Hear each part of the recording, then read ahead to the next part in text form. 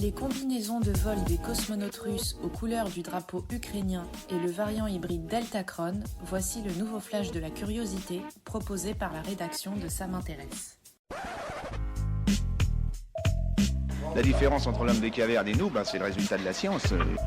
Et ce n'est pas une opinion, c'est de la science. Notre monde n'est pas si moche. Les cosmonautes russes ont-ils voulu rendre hommage à l'Ukraine avec leur combinaison jaune et bleue ? En tout cas, l'image a interpellé et surpris. 3 cosmonautes russes ont embarqué à bord de la Station spatiale internationale vendredi 18 mars avec une combinaison de vol aux couleurs du drapeau ukrainien. Alors, s'agit-il vraiment d'une démonstration de soutien ? La Russie dément ces informations et rejette l'idée qu'elle qualifie de fantaisiste. Le cosmonaute Oleg Artemiev, quant à lui, affirme que chaque équipage choisit ses couleurs environ 6 mois avant le lancement, car les combinaisons sont cousues individuellement. En réalité, ces couleurs feraient référence à l'université dont les 3 cosmonautes sont diplômés, qui arbore le jaune et le bleu. Artemiev affirme ainsi.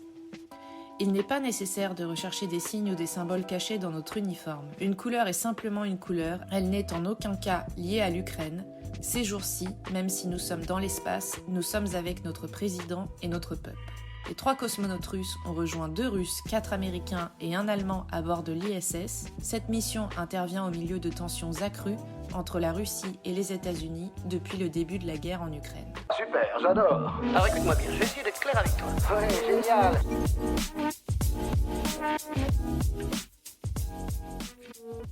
Les chercheurs ont détecté plusieurs cas combinant les variants Delta et Omicron en Europe, dont la France et aux États-Unis.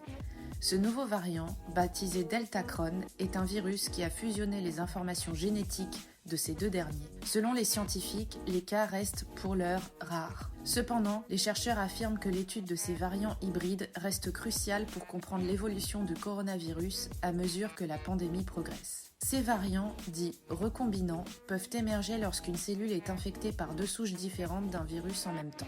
Dans ce cas, le Delta et l'Omicron. Lorsque les virus envahissent la cellule et se répliquent, ils peuvent, dans de rares cas, échanger des parties de leur génome et capter des mutations les uns des autres. Ces recombinants peuvent naître lorsque plus d'une souche du virus circule largement au sein d'une population. Ainsi, le Deltacron a probablement émergé à des endroits où les ondes Delta et Omicron se sont chevauchées pendant un certain temps. Il est encore trop tôt pour savoir avec certitude si le Deltacron affecte les humains différemment des variants Delta ou Omicron. D'après les chercheurs, les cas restent rares et le Deltacron ne semble pas annonciateur d'une nouvelle vague. Voilà, c'est tout pour aujourd'hui. On se retrouve bientôt pour un nouveau flash. En attendant, vous pouvez retrouver tous nos épisodes sur les plateformes de podcast Spotify, Deezer et Apple Podcasts. Voilà. Il ne reste plus qu'à vous remercier de votre attention. Au revoir.